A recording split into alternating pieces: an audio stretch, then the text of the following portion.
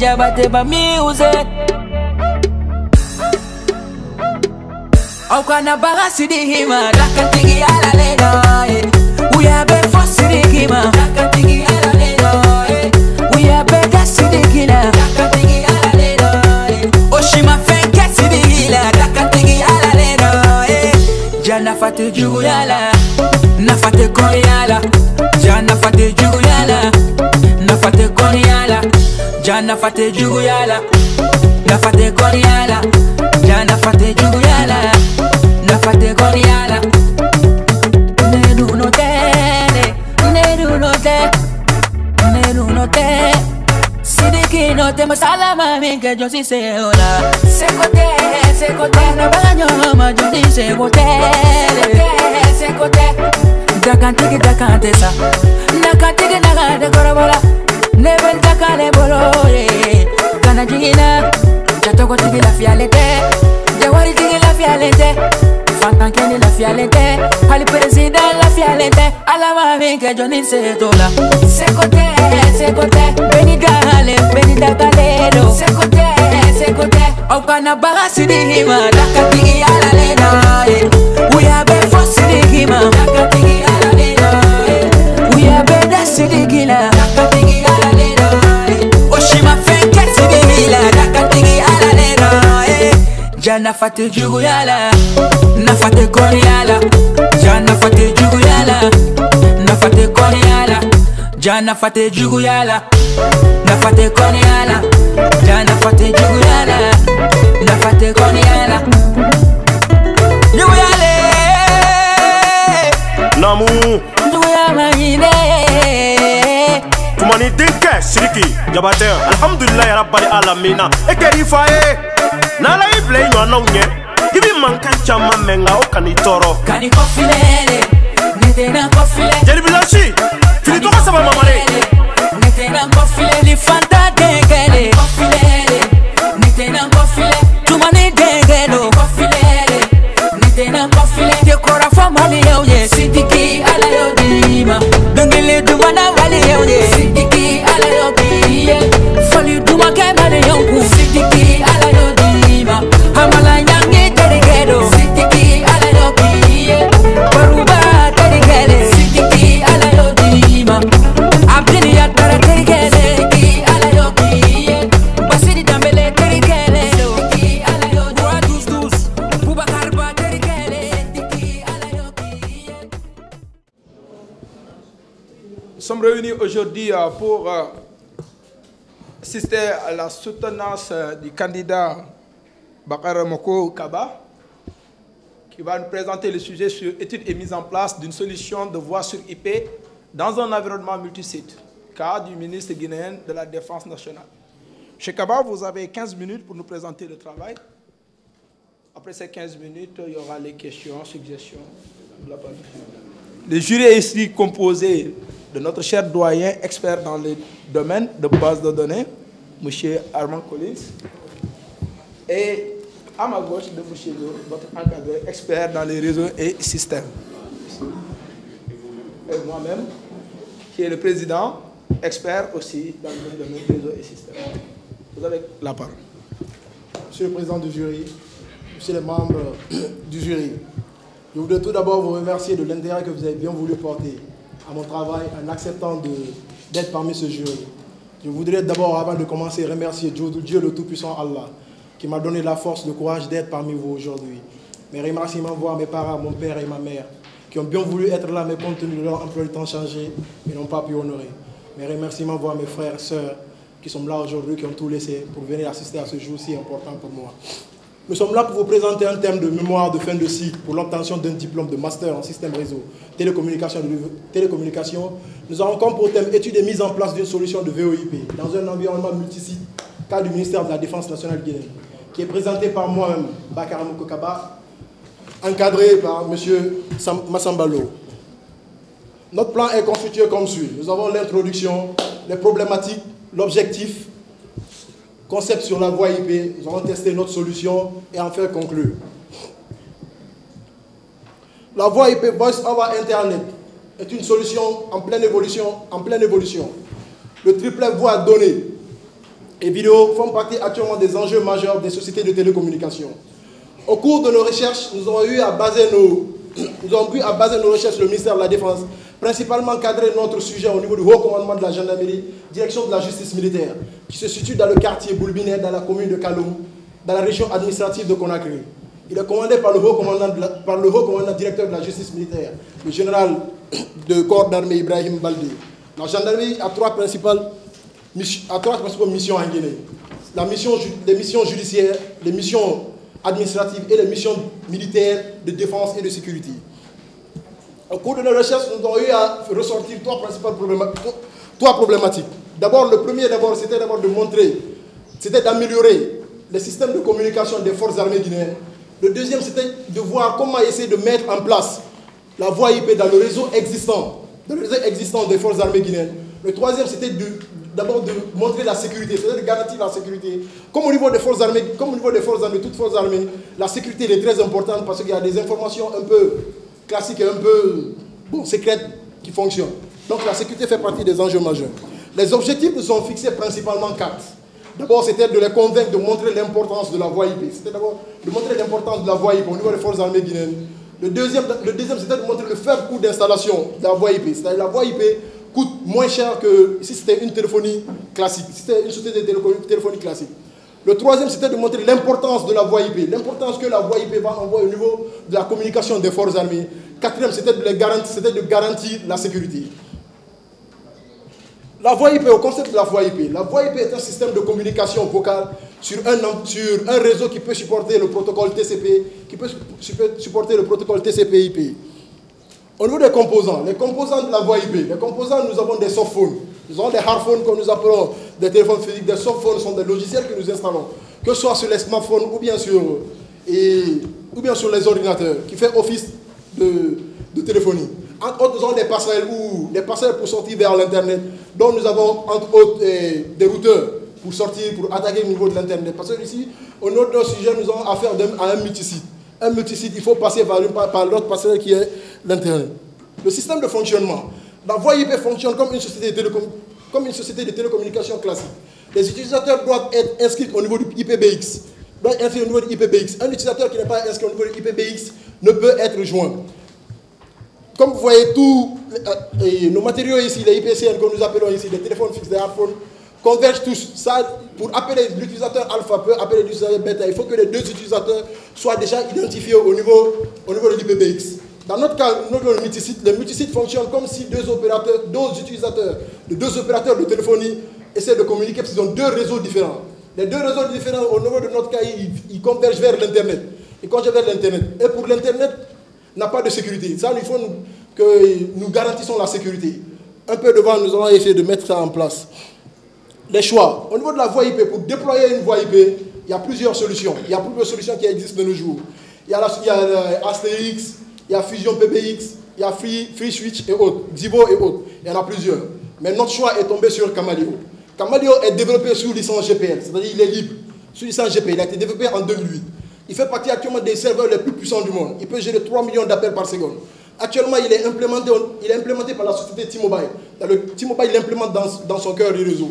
Nous l'avons déployé sur une distribution Linux. Des bien 8 que nous avons eu à choisir.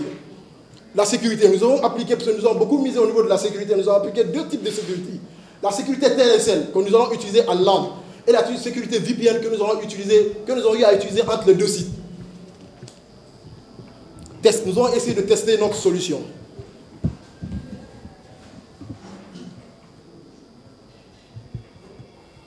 Monsieur le Président du jury.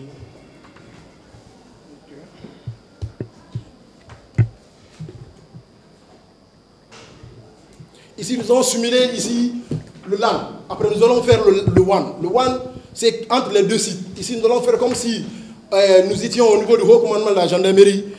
Comme si on était au niveau du haut commandement de la gendarmerie. Je vais faire sortir ici. Bon. Ici, bon, ça ne sort pas. Attendez.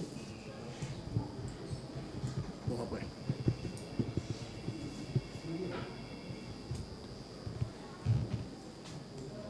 Nous allons tester l'appel. Vous pouvez décrocher, Monsieur le Président. Oui, allô, vous m'entendez? C'est Vous bon. m'entendez? Ok, c'est bon. C'est bon. Ici, vous pouvez déclencher l'appel vidéo. Acceptez. Kamaliu fait partie des serveurs les plus puissants. Fait partie des serveurs les plus puissants du monde. Actuellement, avec Kamaliu, on peut faire l'appel vidéo, conférence, envoi de fichiers ou autre. La voie IP. La voie IP fait partie actuellement des enjeux principaux des partenaires des systèmes de communication, de télécommunication. Actuellement, la voie IP, l'évolution de la voie IP, elle est ascendante. Le monde actuellement converge vers la voie IP. La voie IP, dans 10 ans, l'enjeu des sociétés de communication dans 10 ans est d'implémenter la voie IP au niveau de leurs solutions.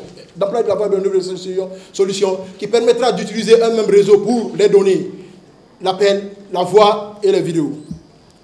Monsieur le Président, Monsieur les membres du jury, je vous remercie de votre aimable attention, tout en restant à votre écoute pour les suggestions, les critiques et les questions. Je vous remercie car une œuvre humaine n'est jamais parfaite. Merci, monsieur Bakara.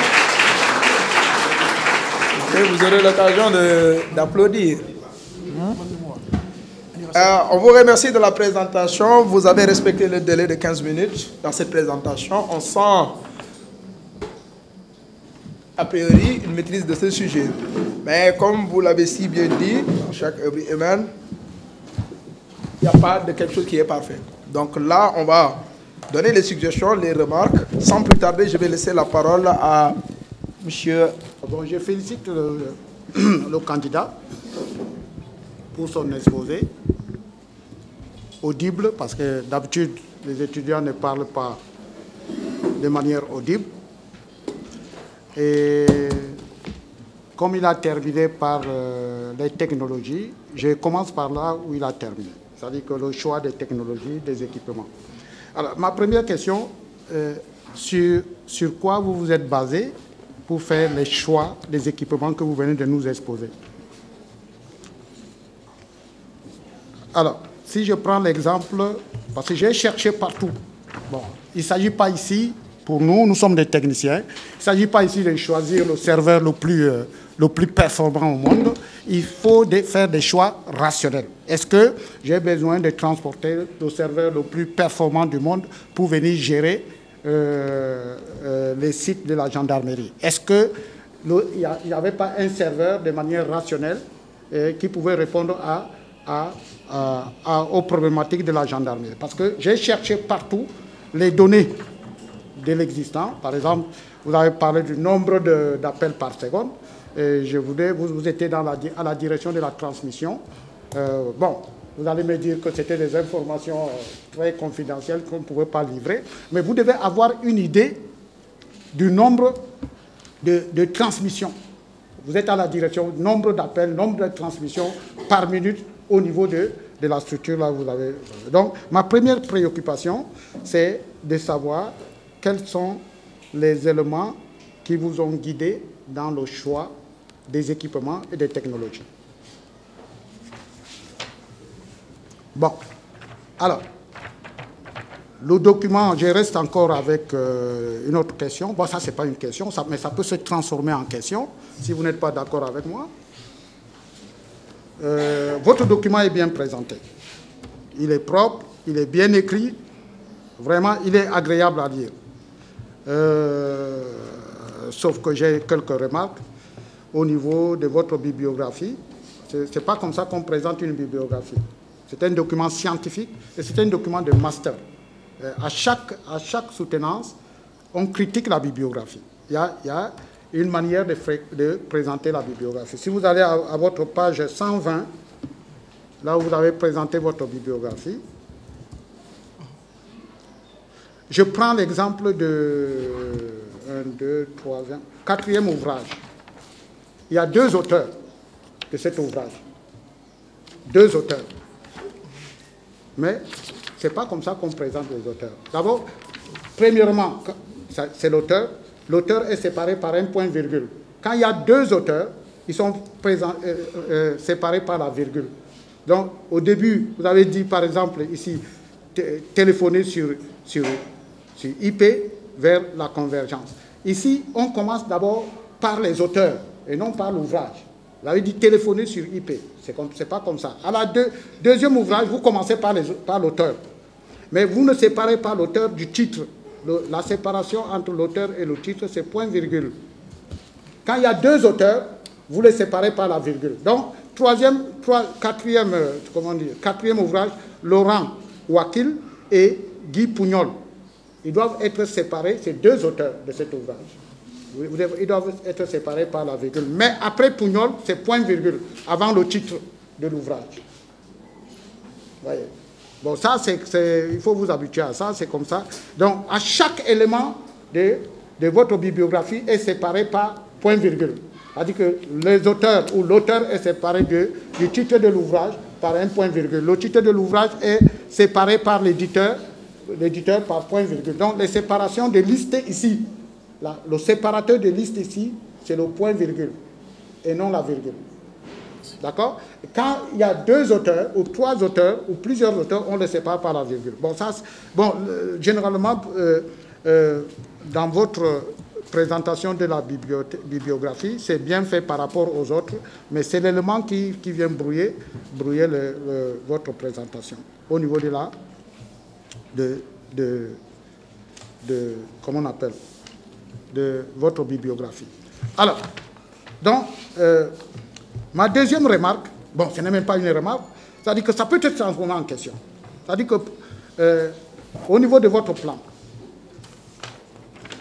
le plan de votre document, d'abord, vous ne nous avez pas présenté de sommaire, il n'y a pas de sommaire, le plan se trouve de l'autre côté, il n'y a pas un sommaire. Il y en a?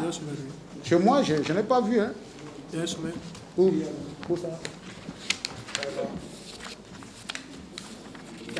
15 en chiffres.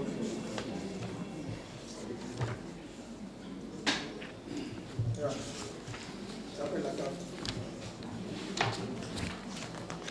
Liste des cartes.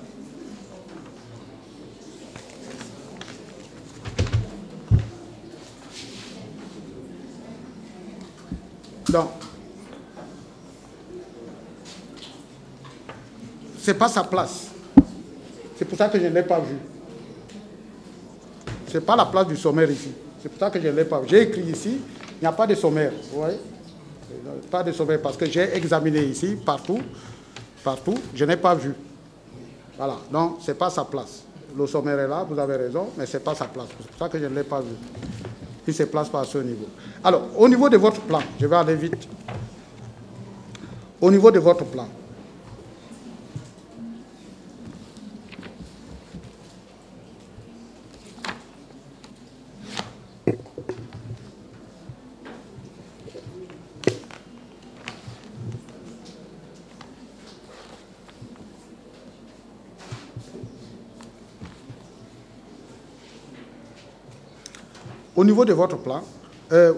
la deuxième partie, c'est à la deuxième partie que vous nous présentez le cadre organisationnel et conceptuel. C'est-à-dire que le cadre organisationnel, bon, surtout le cadre organisationnel que j'appelle cadre contextuel. Vous nous présentez ça à la deuxième partie. Or, à la première partie, deuxième chapitre, vous délimitez le champ de l'étude. Vous ne pouvez pas délimiter le champ de l'étude avant de nous présenter votre cadre de l'étude. Vous l'avez délimité au chapitre 2, cadre méthodologique. Vous avez délimité le champ de l'étude. Au niveau du cadre méthodologique. C'est après avoir délimité, la délimitation du champ de l'étude, elle est organique. Ça veut dire que quels sont les services ou les directions qui sont impliquées dans mon étude. Elle est fonctionnelle ou procédurale. Quelles sont les procédures que je vais automatiser. Vous nous délimitez d'abord ça. Nous, on n'a pas compris d'abord l'environnement dans lequel vous êtes en train de travailler. Vous nous délimitez ça. C'est après que vous venez nous présenter le Haut Commissariat de la Gendarmerie. Pour moi, c'est le contraire que vous devez faire. Vous nous présentez le Haut Commissariat de la Gendarmerie et vous nous dites que voilà mon cadre, parmi cette structure, grosse structure-là, voilà là où je vais m'en occuper. Vous ne pouvez pas nous présenter d'abord, vous délimitez le champ de l'étude. Nous, on ne connaît même pas le cadre contextuel, c'est-à-dire que l'organisation dans laquelle vous évoluez. Donc, je trouve que, pour moi, ce n'est pas sa place ici. Vous devez présenter ce cadre organisationnel avant de délimiter. S'il n'y avait pas la délimitation du champ de l'étude, moi, je n'aurais rien dit. Hein. Et vous venez, chapitre 2, deuxième chapitre, cadre méthodologique. Vous dites cadre de l'étude. Cadre de l'étude, page 9. Page 9. Page 9.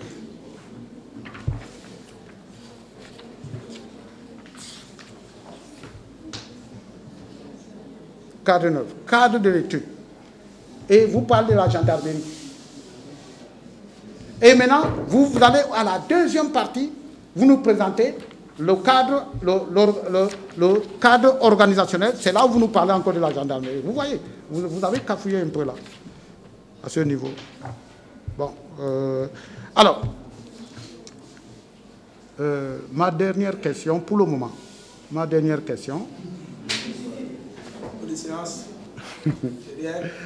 D'abord, il a la chance. Il me connaît. Je n'ai pas du tout son document.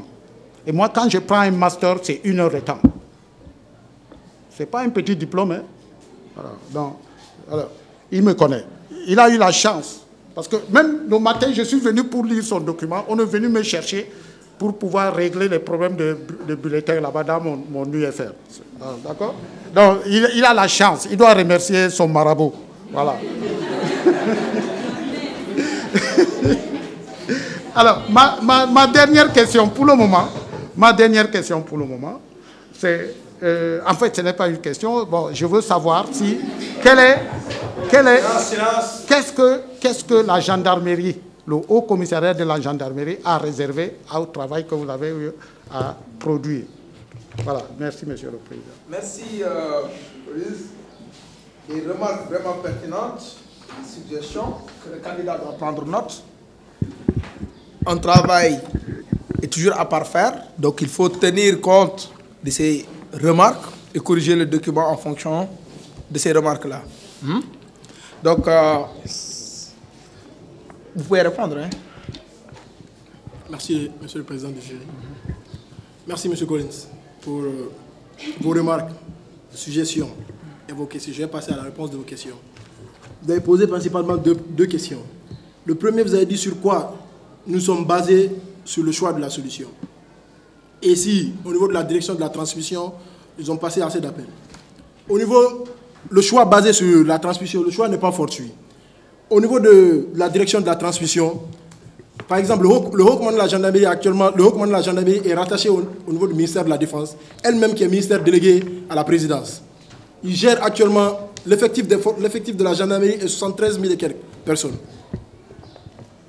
Le choix, principalement, a été après une discussion après le commandant qui est chargé de la transmission. Il m'a fait savoir qu'au niveau de la gendarmerie, en fait, actuellement, c'est la communication radio que la gendarmerie utilise. La gendarmerie, plusieurs appels passent simultanément. Et alors qu'au niveau des solutions, au niveau de Kamadio a la force et la puissance de gérer plusieurs appels, sans de bug et ni d'interférence. C'était le choix qui nous a envoyé vers le serveur Kamadio. Le deuxième, c'est qu'est-ce que le haut commandement de la gendarmerie réserve à notre produit. Les recherches ont été faites au niveau du haut commandement de la gendarmerie, sous la supervision du directeur de la transmission et du haut commandant même, le haut commandant de la gendarmerie. Après avoir exposé et fini, ils ont été d'abord convaincus pour nous accepter d'abord au sein de leur commandement. Parce que nous sommes, sans le savoir, nous sommes au niveau de la Grande Muette, qui ne divulgue pas assez d'informations. Après cette solution, nous allons les présenter pour étude et approbation au niveau du Conseil de défense. Ce qui a été relaté au niveau qui a été relaté par le haut commandant de la gendarmerie, directeur de la justice militaire. Je vous remercie, monsieur le président. Je vous remercie, monsieur Collins. C'est bon, hein. Je savais que vous êtes je vous ai eu de la première année jusqu'à ça. Vous êtes un communicateur brillant. Je sais que c'est très difficile. C'est la grande muette de donner l'information. Mais ça dit que quand vous avez à faire des choix technologiques, les problématiques, il faut des chiffres. Il faut qu'on ait des chiffres. Même si les chiffres ne sont pas vrais. C'est-à-dire quand vous devez choisir le serveur parce que c'est le meilleur du monde. Moi, je ne suis pas d'accord. Mais c'est-à-dire que si vous avez à peu près, vous venez de me donner un chiffre, 73 000 agents au niveau de la direction des transmissions. Alors, si vous voyez le volume de transmission, le volume d'échange en termes de transmission, des signaux qu'ils ont, à partir de là, vous allez bâtir votre problématique, vos solutions. Et ces solutions seront solides, parce que vous avez fait l'estimation financière. Et je suis d'accord avec vous, c'est très difficile quand on a affaire aux forces de défense, d'avoir ce type d'informations-là. Mais en tant qu'ingénieur, en tant que quelqu'un qui est technicien, ce sont ces éléments-là qui doivent beaucoup plus vous amener à faire des choix rationnels. Bon, merci, Monsieur le Président. Merci. Vraiment des remarques vraiment pertinentes du candidat. Donc, il faut toujours améliorer parce que le travail scientifique et le travail de l'ingénieur doit être vraiment un travail de taille, de fond, dans le choix, comme il l'a si bien dit, parce que c'est très important, n'est-ce pas? Avant de donner la parole à votre encadreur, je vais poser quelques questions. Donc, je ne vais pas revenir au niveau de la mise en forme, mais il faut prendre note par rapport à la génération de la table des matières au niveau sommaire. Parce que si je regarde le sommaire, je dois avoir une vue globale, me retrouver rapidement sur les grandes lignes. Quelle page me donne telle section? Dans le sommaire, je n'ai pas ces éléments-là. Donc, il y a un problème de pagination à ce niveau. Hein? Donc, et c'est la même chose pour la table des matières et pour les figures aussi. Hein? Donc, il faut donner les références. Quelle page pour quelle figure, quelle page pour quelle... Donc, ça aide à la lecture. On est d'accord? Donc, ça, c'est au niveau mise en forme qu'il faudra... Mais néanmoins, le document est lisible. Très clair. Donc, je vais directement aller au fond du document, dans la partie vraiment technique, à la page 103, sur la maquette. Hein? 103. Là, tu as la figure maquette de test. D'accord. Dans cette maquette de test, vous avez le serveur ACGN et le serveur Escadron, donc qui sont supposés être dans deux sites différents. Et vous avez défini un cloud qui est là. D'abord, quel est l'intérêt de ce cloud dans cette architecture? Qu'est-ce que vous voulez faire de ce cloud dans cette architecture? Donc, tu peux répondre directement. Hein? Voilà. Merci, Monsieur le Président. L'intérêt de ce cloud, déjà d'abord, au niveau de GNS3, j'ai fait la simulation, l'émulation au niveau de GNS3. Ce cloud est relié automatiquement à l'aide d'un accès par pont. J'ai relié la carte réseau physique, et la carte au niveau de notre VirtualBox, l'outil de simulation. C'est les deux que j'ai reliés en créant un pont pour essayer de simuler au niveau de... Pour essayer de simuler un réseau LAN avec les smartphones. C'est ce nuage qui est relié automatiquement au niveau de... Non, c'est juste, oui, c'est juste un test que vous voulez faire pour que la personne qui est externe puisse communiquer avec votre serveur IPBX. Oui. OK? Effectivement. Donc, mais on pouvait ne pas l'avoir, hein, parce qu'on fait un test en local sur ça. Okay. Ah, d'accord, on pouvait ne pas l'avoir. Okay. Ça, c'est pour faire ce que l'on appelle une communication en externe, parce que tout a été virtualisé sur une seule machine. Parce que tu as fait ce que l'on appelle le réseau de développement. Ça n'a pas encore été implémenté, j'imagine. Parce que sinon, j'allais retrouver au niveau des annexes des écrans qui prouvent que ça a été déployé. Donc, c'est dans le réseau de développement. OK. Puisque c'est toujours dans le réseau de développement, ici, on a le serveur hein, qui est là. On a un autre serveur qui est sur le site distant. Donc, à ce niveau, de 1, au niveau planification, vous avez eu à faire un choix sur une adresse du RFC 1918 avec un 192.168.1.0/24. Ensuite, dans l'autre bout, vous avez 192.168.64.0. Vous avez la liaison sur un réseau de 10. il serait vraiment judicieux de faire la planification dans une adresse de départ parce que c'est les deux sociétés. On est d'accord? Donc, tu pouvais faire une segmentation sur les deux. Parce que si je vois le serveur d'escadron et le serveur HU, on est d'accord? C'est plusieurs sites, mais c'est la même chose. Hein? C'est une même entité dispersée. N'est-ce pas? Oui. Très bien. Donc, ça, c'est côté planification de l'espace d'adressage. On est d'accord? Donc, dans les tests, il ne faut pas négliger ce que vous avez appris dans la partie planification. C'est important. On est d'accord? Aussi, si on regarde au niveau, par exemple, de ce serveur, vous avez combien de segments au niveau de ce LAN? Ce LAN d'architecture-là, de ce LAN rattaché au serveur HDQ. Parce que je n'ai pas vu un schéma d'adressage sur le nombre d'ordres prévus dans le test. Parce que dans la réalité, vous devez avoir un nombre d'ordres pour ce segment réseau-là. Voilà. Combien d'ordres vous avez envisagé parce que vous avez fait l'étude sur le matériel, mais aussi pour la charge. Vous en aurez combien? Ça dépend des sites. Oui, parce que en disant étude, c'est-à-dire que tu as étudié. Oui, j'ai eu à étudier. Donc, dans l'environnement, exactement, on a combien de postes de travail censés être dans le site de AGGN? 127. Il y a 127 sites. Il y a 120. 127 sites. Très bien. 127 c'est au niveau du haut commandement de la gendarmerie. Très bien. Donc 127 sites. Hôtes, n'est-ce pas? Oui. Voilà, 127 hôtes au niveau du site du HC. Très bien. Et au niveau de l'autre site où il y a le serveur escadron? 53. Donc, moi je m'attendais à ce que vous me fassiez un tableau récapitulatif, une estimation financière. Une estimation financière de ces sites. Parce que vous savez que dans la réalité, on a besoin des hardphones. Et ces hardphones-là coûtent. C'est une fortune. Est-ce que c'est une solution uniquement avec des softphones ou bien une solution avec l'acquisition des hardphones? N'est-ce pas? Parce que c'est une proposition que vous faites. Parce que c'est pour le monde professionnel. Si on vous dit, mais monsieur Kaba, quel est le coût de la solution par rapport à nos sites que tu avais fait l'étude telle année? On doit débourser combien?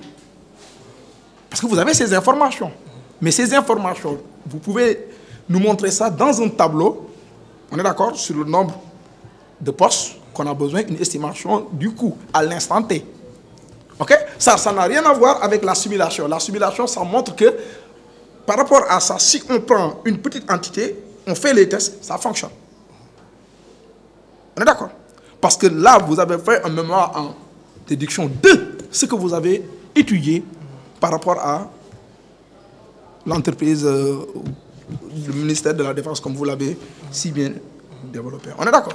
Donc ça, c'est des éléments qui permettent de vendre le document, que ta solution soit une solution palpable. OK? Une solution palpable. Et pour cette solution aussi, n'oubliez pas, vous avez parlé de la qualité de service. On est d'accord? Vous avez parlé de la qualité de service. Ici, dans la qualité de service, sur ces 126 hôtes-là, comment vous comptez gérer ça? Quelle page, s'il vous plaît? Oui, c'est la page, toujours, je suis dans la maquette, à la page 133. 103. Bon, je ne peux pas. Voilà. Au niveau de la qualité de service. Oui. Oui, allez-y, allez-y, on vous écoute. Voilà, nous aurions eu à implémenter le choix de la qualité de service. Parce que nous implémentons une solution de voie IP sur un réseau déjà existant. Oui. Sur un réseau déjà existant. Ou bien si nous avons à améliorer le réseau déjà existant, c'est sur un même réseau où passera les données. Les données de haut commandement de la gendarmerie et la voie. C'est par rapport au niveau de la congestion des données. Par rapport à la congestion des données. Nous l'avons fait au niveau du serveur. On pouvait l'appliquer la QoS au niveau du routeur même. La QoS au niveau du routeur. Oui, parce que si vous regardez bien, dans le segment que vous avez ici, pour le LAN connecté sur R1, vous avez deux types de trafic. Vous avez la voix, vous avez les données. On est d'accord? Et pour que les données voix et données simples, voix et données simples, puissent être transitées, parce qu'il y a des temps de latence que la voix n'accepte pas. Il y a un délai. Parce que si c'est supérieur à 120 millisecondes, donc il y aura des temps de latence. Et ces temps de latence-là, c'est en temps réel qu'on doit écouter. On est d'accord? Donc il faut donner la priorité à la voix. C'est ce qu'il faut faire. Voilà. Il faut donner la priorité à la voix et aussi penser à faire une segmentation voix et données séparées. Au niveau de l'implémentation. Ouais, au niveau de l'implémentation. Parce que je n'ai pas vu aussi au niveau, là où vous avez défini carrément un VLAN voice.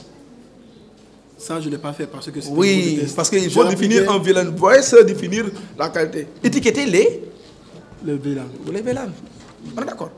Ça, vous l'avez appris. Non, c'est un choix. Ça, vous pouvez le faire. Oui, je peux le faire. Mais dans la réalité, il faudra l'appliquer. Voilà, c'est ça. Dans la réalité, parce que le trafic part du serveur vers des dispositifs d'interconnexion. On est d'accord? Voilà. Sans plus tarder, hein, bon, je pense que j'ai plus d'autres questions, n'est-ce pas? Je connais à poser toutes les questions. N'est-ce pas? Donc, je vais laisser la parole à votre accueil. Merci, Président. Merci, M. Collins. Je félicite le candidat.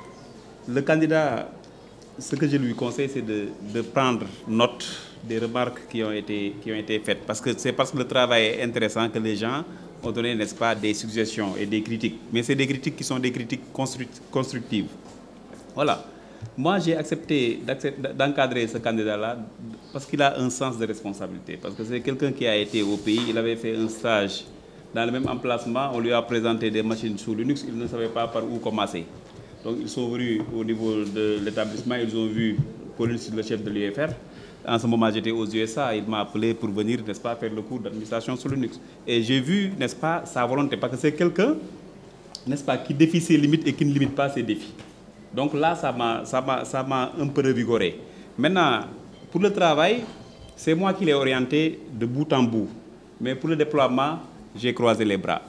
Parce que quand on est ingénieur, on doit assumer, essayer d'allier la théorie et la pratique. Voilà, il a choisi le sujet là, Camelio. Camelio est une nouvelle technologie qui est là, que les gens fuient.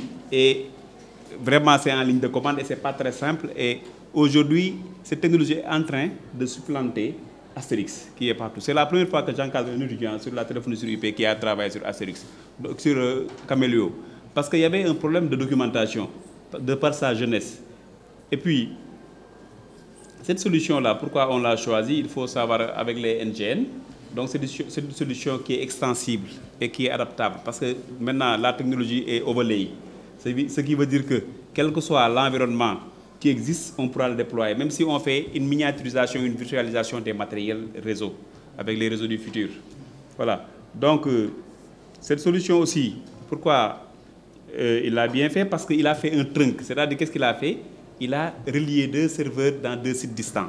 Et mathématiquement parlant, c'est une démonstration par récurrence. C'est-à-dire, si on va au rang N, il pourra encore ajouter sans pour autant altérer les performances de sa solution. Voilà. Autre chose aussi dont je voulais parler, c'est par rapport, n'est-ce pas, à la remarque de M. Collins sur le cadre organisationnel. Bien évidemment, c'est moi qui lui ai demandé de mettre ça au niveau de la deuxième partie. Pourquoi je lui ai demandé de mettre ça au niveau de la deuxième partie? J'ai essayé de faire une symbiose entre mon expérience dans les écoles de commerce et mon expérience dans les écoles d'ingénieurs. Et les deux mémoires, c'est des mémoires qui sont différents. Parce que là-bas, c'est un mémoire littéraire, la manière de décrire avec un mémoire scientifique, il y a une différence. Même pour faire un mémoire en base de données, un mémoire en réseau, il y a une différence. Parce que ce qui s'est passé, pour sa documentation, parce que pour la recherche, n'est-ce pas, d'informations, on peut utiliser la documentation, on peut utiliser l'observation, on peut utiliser l'enquête. Lui, il est parti de 2 éléments. Il est parti d'une observation et d'une enquête. Donc, le contexte était déjà défini. Maintenant, l'aspect technique, ça veut dire que lui, il a fait un mémoire en déduction. Il y a un existant qui était là-bas.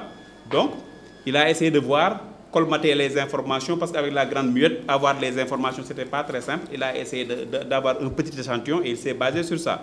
Maintenant, dans la deuxième partie, là, c'est la présentation uniquement organique de la structure et non la présentation technique. Parce que s'il y avait une présentation technique à mettre, j'allais lui dire de mettre les deux dans le même schéma, dans la même partie. Voilà. Mais néanmoins, ce qu'il a dit aussi, c'est quelque chose qu'il faut prendre en compte dans l'avenir pour essayer d'améliorer le document. Voilà. Maintenant, par rapport à l'intervention de M. Soare qui est aussi très pertinente parce que c'est moi qui ai demandé à l'étudiant, comme c'est un réseau de développement, ce qui m'intéressait le plus dans le travail, parce que c'était un peu vaste, je lui ai dit, faites en sorte que, comme c'est une nouvelle technologie, que le trunking passe et que les appels, il faut mettre le clair pour que les appels externes aussi, on fait une simulation, n'est-ce pas, avec tout, pour avoir une solution qui est, comme je dis, multiplateforme. C'était dans cette optique, quoi. Néanmoins, je félicite le candidat. Je vous remercie pour vos brillantes interventions et je lui demande à prendre note pour, n'est-ce pas, l'évolution de ce document. Il faut penser à la postérité. Voilà, et je remercie aussi de l'assistance. Hein. Merci. Après les paroles de l'encadreur, le candidat, ton dernier mot. Mon dernier mot, d'abord, c'était de remercier M. Lo, mon encadreur, qui a eu tout mon temps. Bon, certes, je suis un étudiant, je suis à la recherche du savoir, mais parfois, j'embête trop, pour ne pas abuser du terme. C'est l'un des professeurs que j'appelle à tout moment. Et même l'heure, je ne connais pas l'heure. Je l'envoie des messages parfois si j'étais bloqué. À 22h, 23h, automatiquement, il me répondait. Ou bien il voit mon appel en absence, il me répond. Mais sincère remerciement à mon encadreur, je ne peux pas terminer. Les mots me manquent franchement pour le remercier. Et je remercie les membres du jury. Vous avez tous été mes professeurs à l'université. Tous minimum m'ont enseigné pendant 2 ans. Pendant 2 ans. Et bon, c'est tout. Je vous remercie encore une fois. Ok, donc vous pouvez disposer. Jana fate juguyala, na fate konyala. Jana fate juguyala, na fate konyala. Jana fate juguyala, na fate konyala. Jana fate juguyala, na fate konyala. Juguyale, Namu. juguyama ine. Tumani dinke siriki jabate alhamdulillah ya rabbal alamina ekeri faye nala ible nyo anonye ibi mankan chama menga o kanitoro Kani kofilele, netena kofile. jeli bilansi fili to kasaba mamare Netena kofile, fanta kekele. Donc pour la délibération, le jury a regardé le travail du candidat Bakara Komoko Kaba qui a travaillé sur l'étude et mise en place d'une solution de voie sur IP dans un environnement multisite, le cas du ministère guinéen de la Défense. Le jury a apprécié le document dans la présentation, mais néanmoins la bibliographie est à revoir avant le dépôt final. Les solutions sont pertinentes parce que c'est un sujet d'actualité. Vous avez eu à travailler sur des solutions open source qui n'est pas toujours évident. Vous l'avez si bien fait dans le trunk. Et d'une manière générale, le jury t'accorde la mention très bien et vous exhorte à une bonne continuation.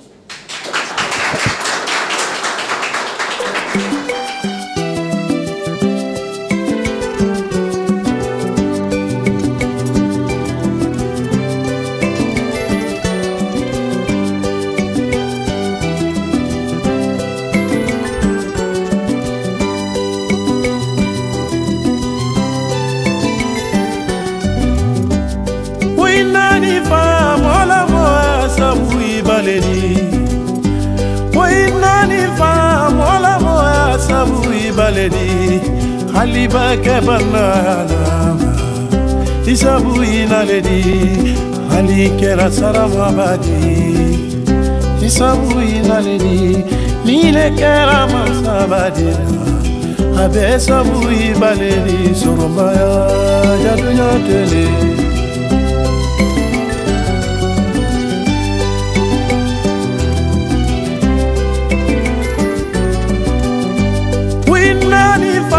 mola moa sabuye ibadi badi oman sabat sobe soma kulema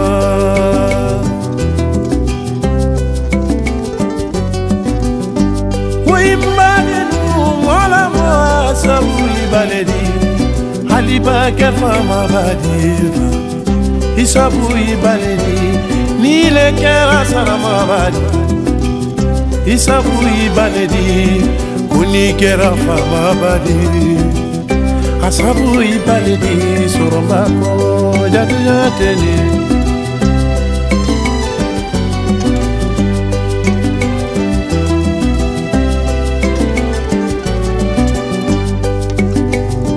dunya saban mayere soso ala daliro ansa ala do sobe koduma ala sobe soromba kuma dimba baraka nyini ki soromba te mwiko itena nilisa